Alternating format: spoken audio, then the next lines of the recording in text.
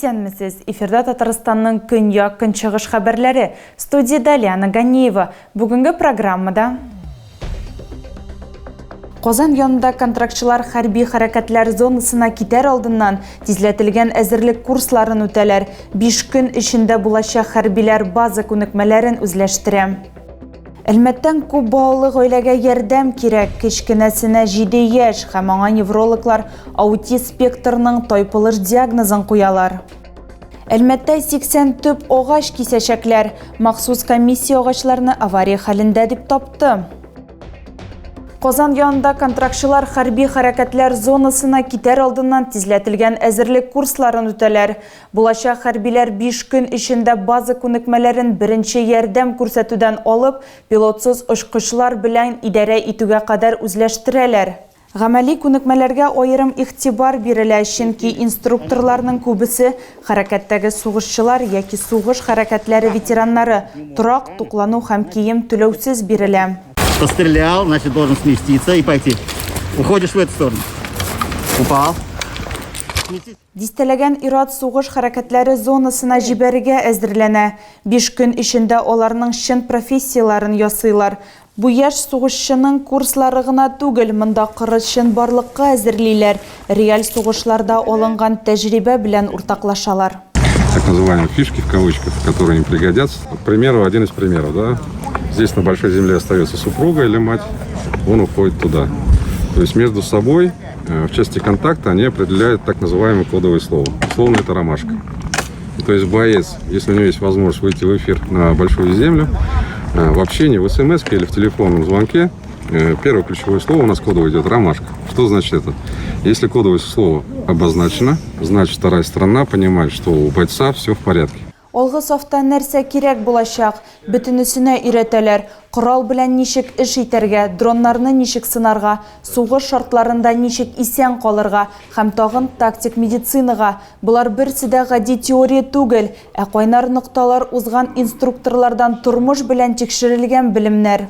Напутствие одно – служить с достоинством и честью и помнить, что их ждут дома. Это самое главное. Наши обучаемые разных профессий, разного возраста, они изъявили желание защищать свою родину, но навыки, которые необходимы для этого, я считаю, они должны получить хоть и в короткое время, но в нужном эффективном объеме, дать им те навыки безопасного обращения с оружием, оказания доврачебной помощи на поле боя, взаимовыручки, боевому слаживанию. Тыгыз графикта атулар, тактик дәресләр, позицияларны тәртипкә китерү, карталар һәм дроннар белән эшләү. Гадәти армия шартлары иртәнге 6-да тору, кичке 11-дә йокы. Кайбер сугышчылар бер кайчанда хезмәт итмәгәннәр, шуңа күрә алар өчен барысы да яңа.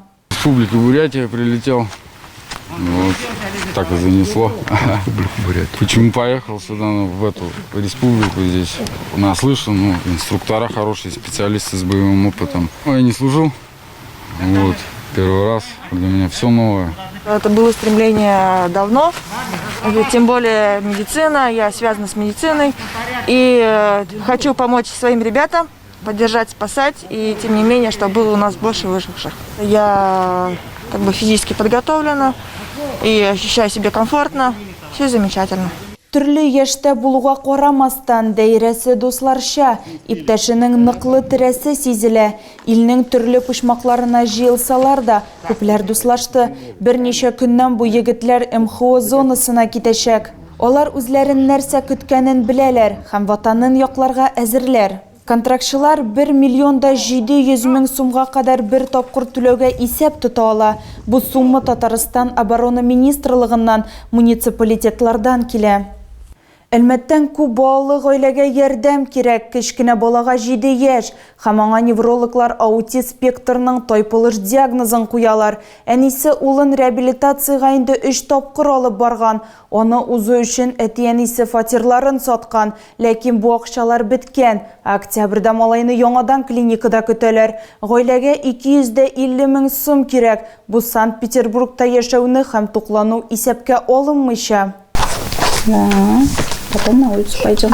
Даниил Хавратовка 7 яш, бірінші қарашқа баланың ауруы екені сезілмейді, ләкин малай сөйләшмей, әнесі білән тауыш ошағына оралаша.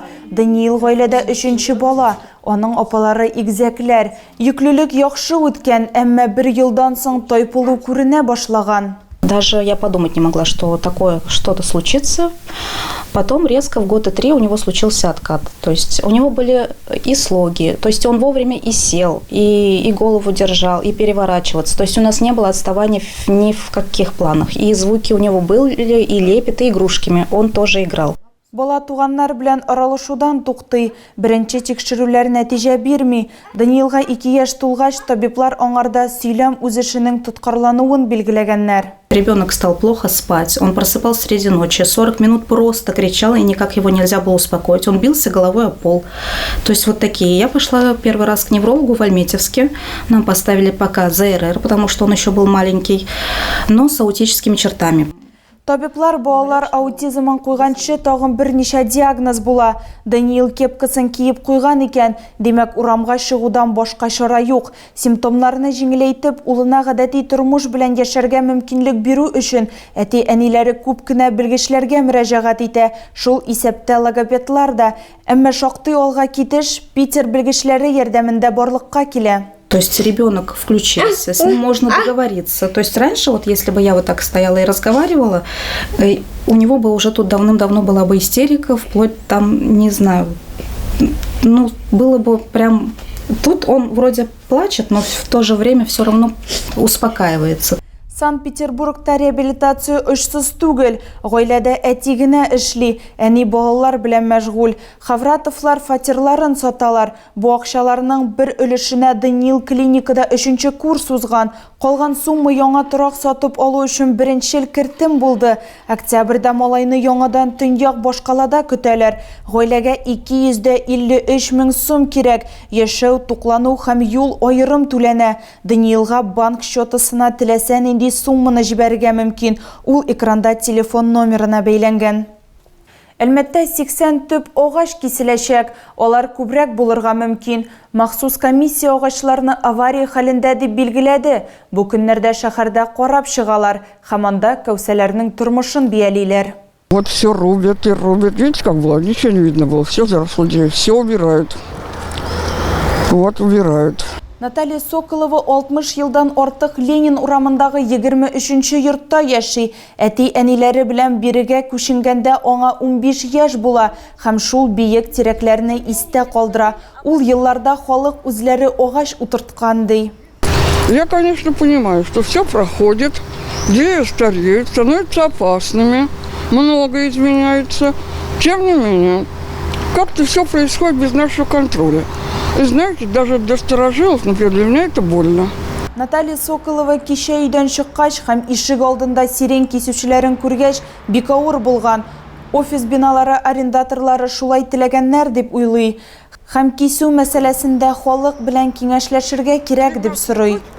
Сделали культурно, сделали оградку, все смотрели. Вот смотрите, вот здесь была рябина.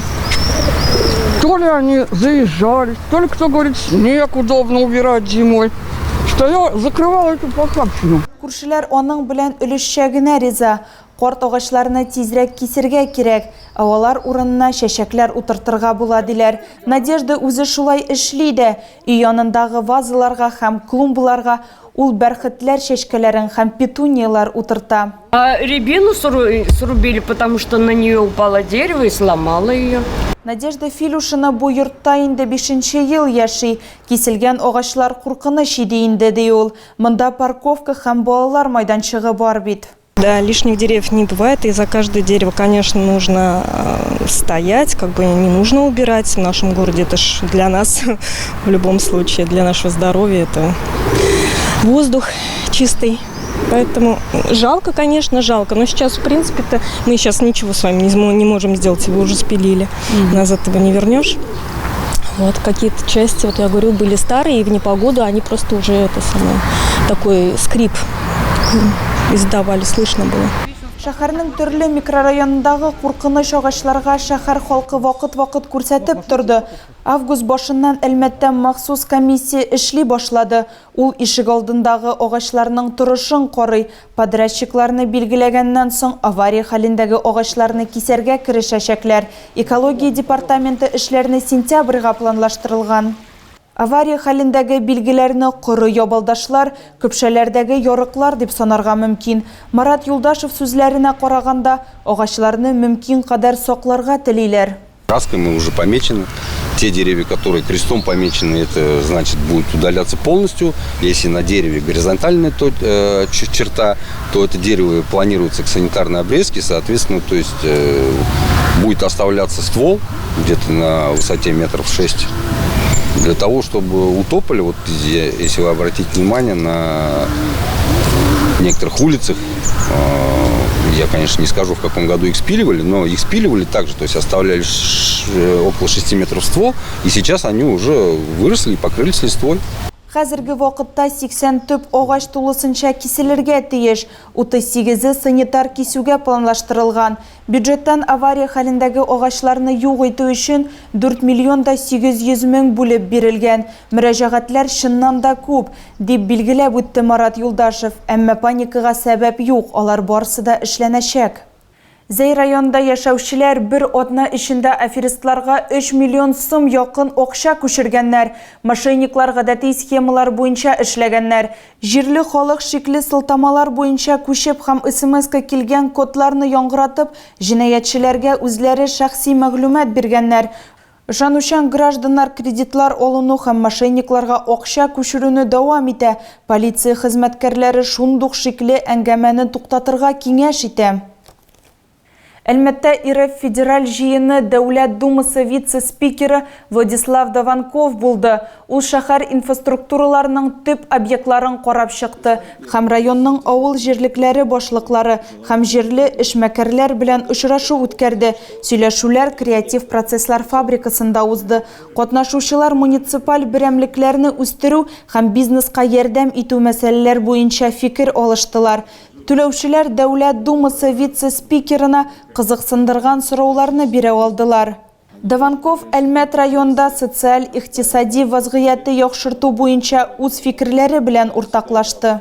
Һәм Нечбош каласында булган тәэсирен әйтте. Әлмәттә кешеләр үз төбәкләрен һәм шәһәрләрен яраталар дигән фикер белдерде. Тагы да күбрәк яңалыклар һәм тапшырулар белән безнең сайтта таныша аласыз. Без социаль челтәрләрдә дә бар. Хәбәрләр юллагыз. Бүгенгә менә шулар. Мин сезнең белән сау булашам. Исән, имин булыгыз.